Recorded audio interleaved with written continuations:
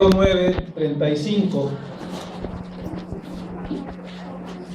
Mateo 9:35, para dar lectura unida a este texto.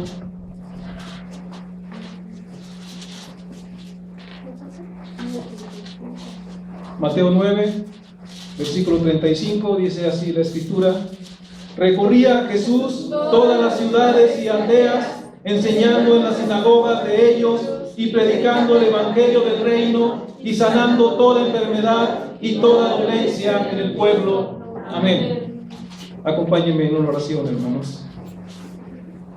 Padre, gracias por tu palabra, porque es vida a tu pueblo. A ti venimos, Señor, porque solo tú tienes palabras de vida eterna.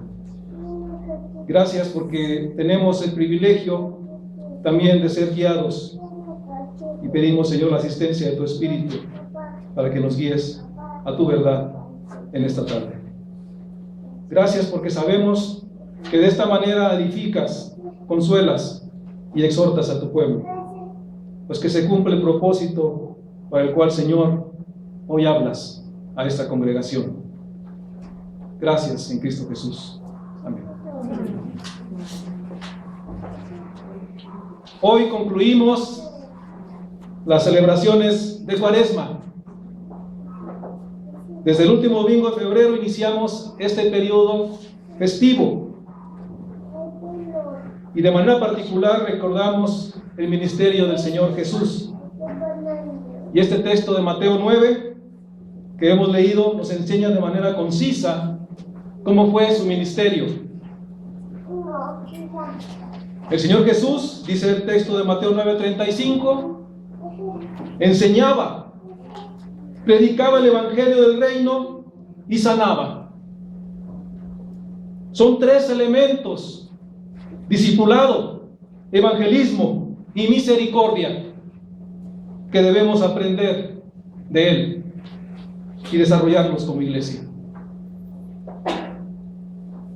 De esta manera podemos decir que el propósito de este mensaje es que reflexionemos en nuestra contribución como iglesia en esa tarea fundamentalmente educativa de enseñanza y discipulado para servicio en todas las áreas del quehacer humano, en toda la amplitud del reino de Dios, siendo bendición a muchos. Haremos esta reflexión al responder a la siguiente pregunta: ¿cómo debe ser esta tarea de discipulado y testimonio? El Señor mandó formar discípulos que se agraden en hacer su voluntad. Como iglesia respondemos a su encomienda con un triple oficio: la adoración, el evangelismo y la enseñanza. Enseñamos desde la primera pregunta de nuestro catecismo que el fin principal del hombre es glorificar a Dios y gozar de Él para siempre. Enseñamos a los padres su responsabilidad de educar a sus hijos para servir a Dios y en su reino, formándoles criterio y carácter cristiano. Y esto dirige a una tarea en comunidad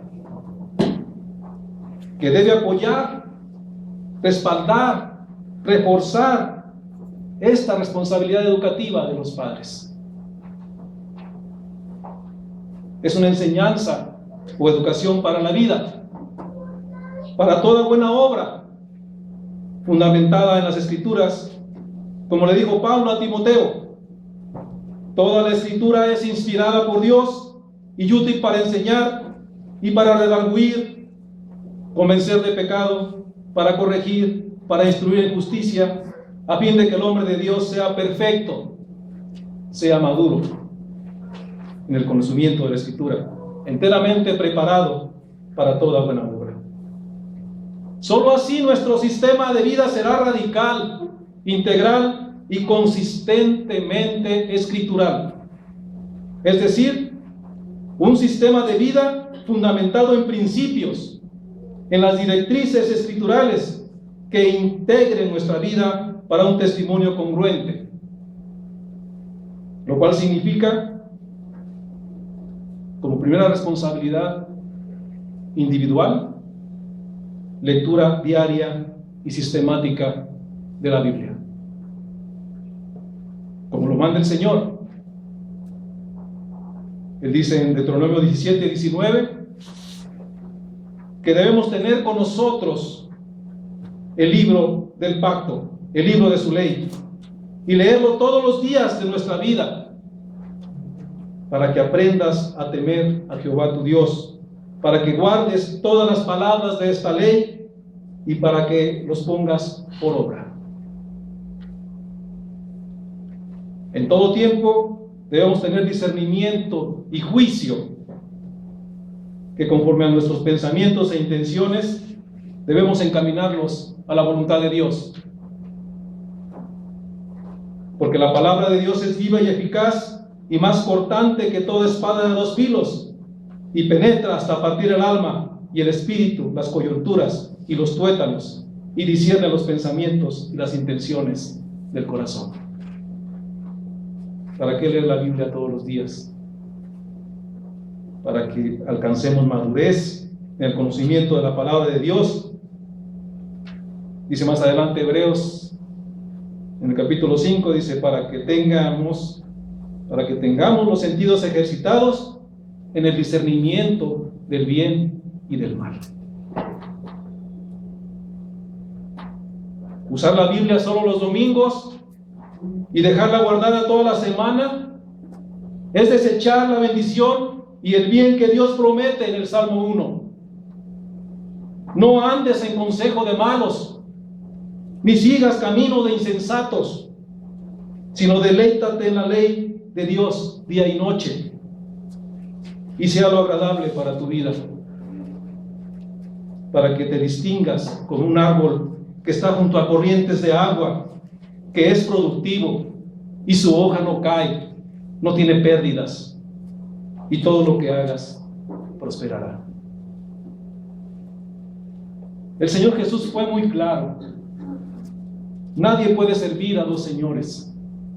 El que no es conmigo, contra mí es. Si verdaderamente somos sus discípulos, Él nos dice que debemos permanecer en su palabra. Así que nuestra primera responsabilidad para ese testimonio congruente y desarrollar un ministerio para beneficio del reino de Dios, para esa expansión que el Señor mandó a su iglesia, necesita tener hijos del pacto capaces de discernir el bien y el mal, capaces de dar dirección en todo asunto. Es una tarea educativa en comunidad que tiene su centro en la enseñanza y formación en cada hogar, en las familias, porque los padres son los responsables ante Dios por la educación de sus hijos, pero que las iglesias, las escuelas y toda institución cristiana debe apoyar, respaldar, reforzar y complementar. La enseñanza en las iglesias y escuelas debe contribuir en equipar a estos hijos para ser agentes de reforma, para ser sal y luz, redirigiendo y reformando lo desviado y deformado por el pecado, y no acomodarse a la cultura apóstata, ni a las modas, ni a los valores del mundo caído. Es a nosotros que el Señor nos ha trasladado a la luz, para que esa cultura que nos rodea sea de consenso cristiano y no de consensos que solamente traen aflicción, traen daño a la creación, que dice el apóstol Pablo, gime, esperando se manifiesten los hijos de Dios. Nuestra misión es forjar una comunidad reformada, con una unidad que abarque el liderazgo de todas las áreas de la vida. Para ello el Señor nos dio como IPIM la cosmovisión bíblica, para no vivir más entre lo eclesiástico y lo secular, sino que el todo de nuestra vida y en comunidad sea religión a Dios.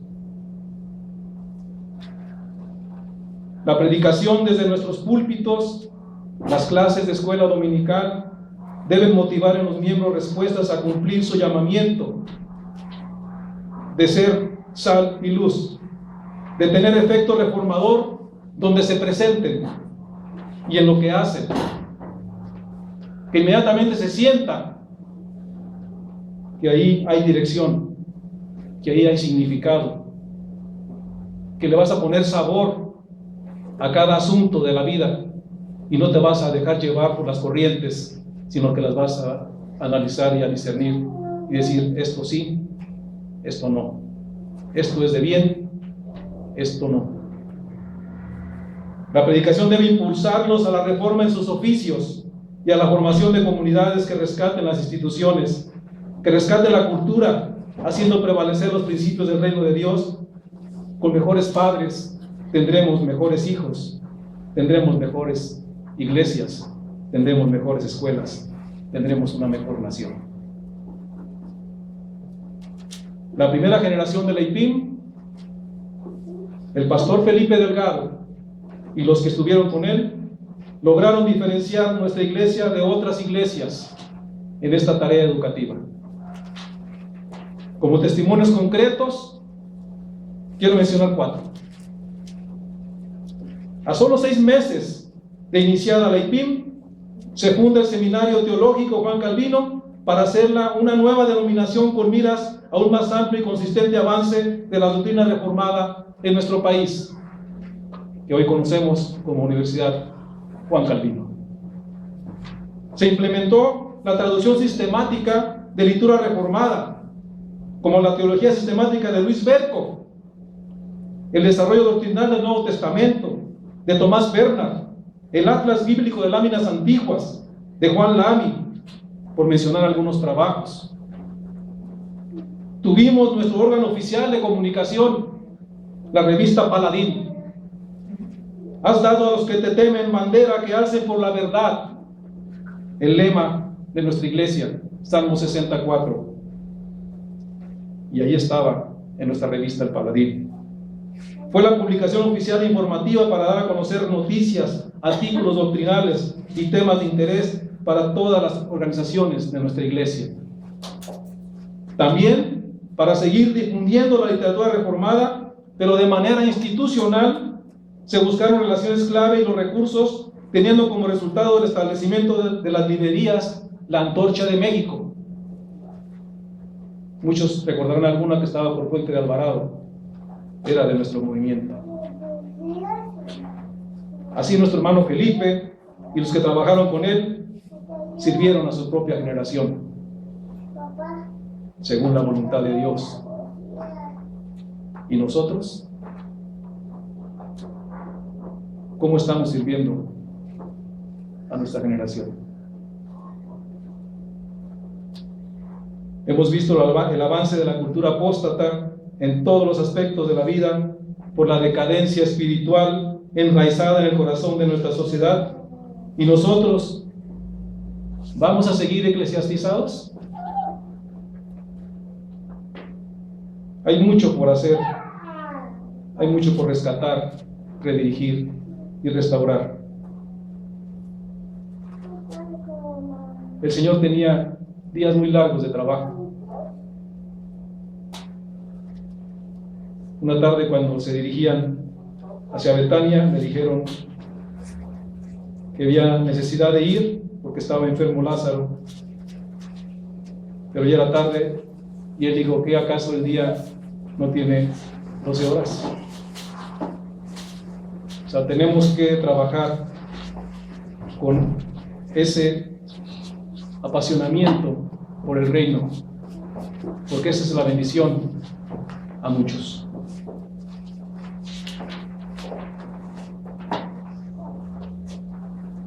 Dice 2 Corintios 9:8, porque poderoso es Dios para hacer que abunde en nosotros toda gracia, a fin de que teniendo siempre en todas las cosas todo lo suficiente, abundemos para toda buena obra.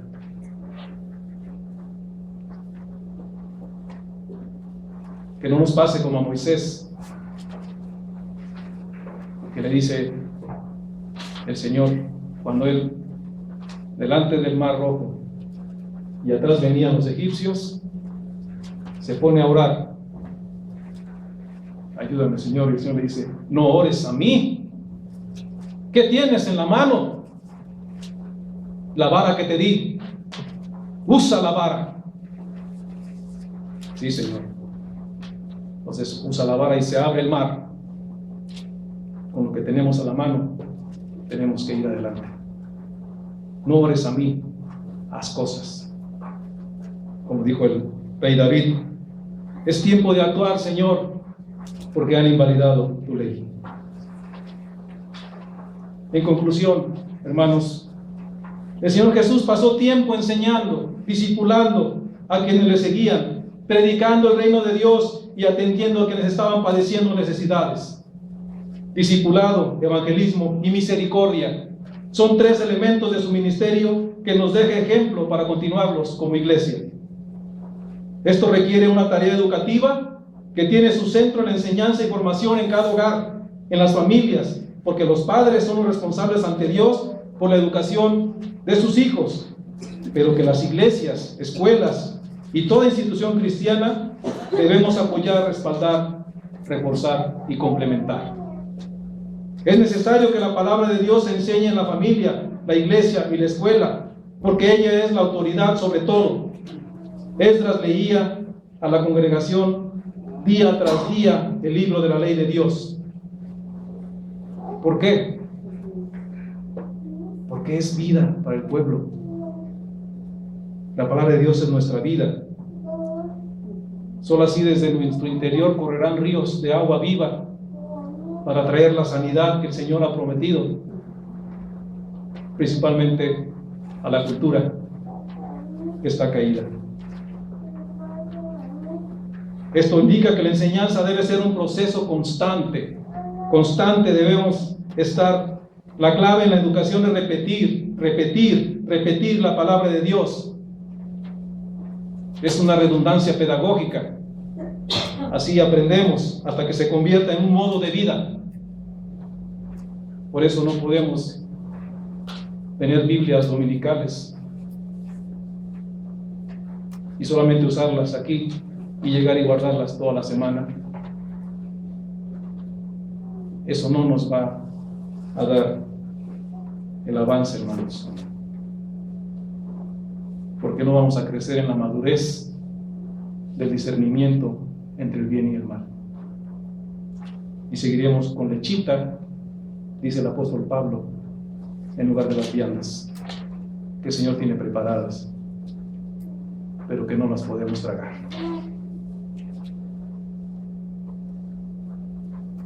Necesidades hay muchas. ¿Falta de escuelas? Sí.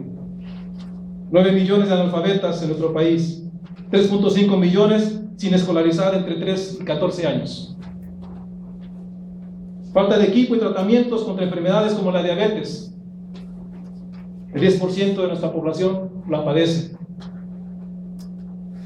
Somos el líder mundial en diabetes como país. Falta de albergues para niños de la calle, que ya suman más de 30,000 en el DF.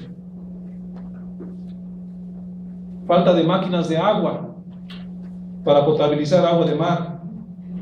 La disponibilidad de agua por habitante pasó de 18,000 metros cúbicos en los 60s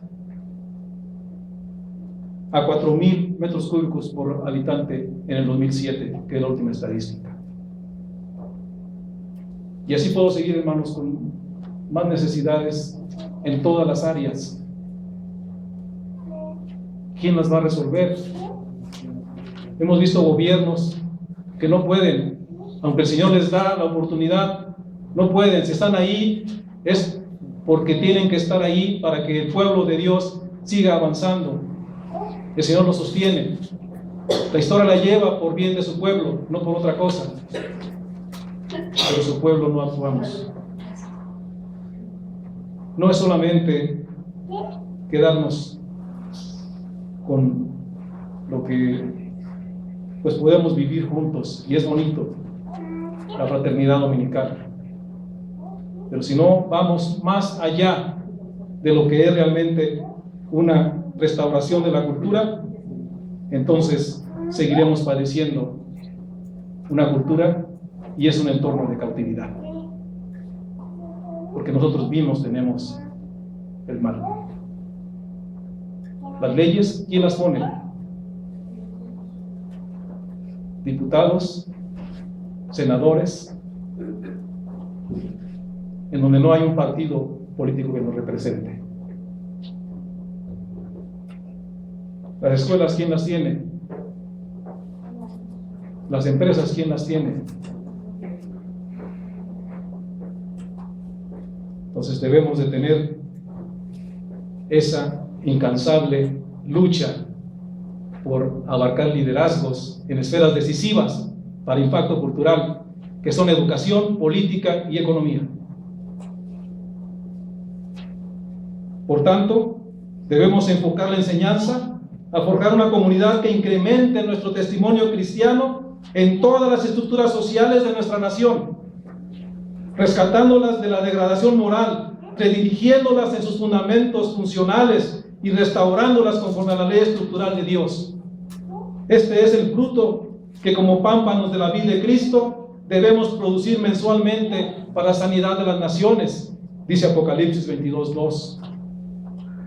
Solo un pueblo transformador, enraizado en la poderosa palabra de Dios, puede reformar la cultura, porque es Dios quien mandó que de las tinieblas resplandeciese la luz.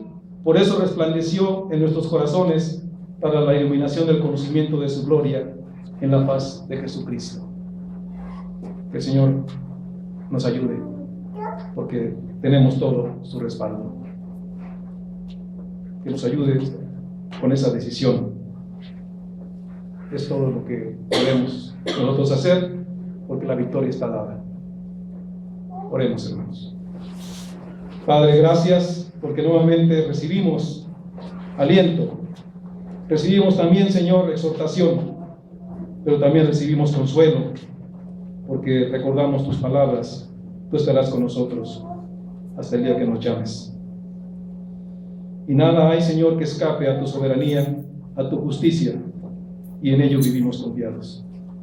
Gracias por la palabra que se ha republicado, porque hemos escuchado nuevamente palabras de vida. Y, Señor, de esta manera, alejarnos de caminos de muerte. A ti sea la gloria y te alabamos en Cristo Jesús. Amén.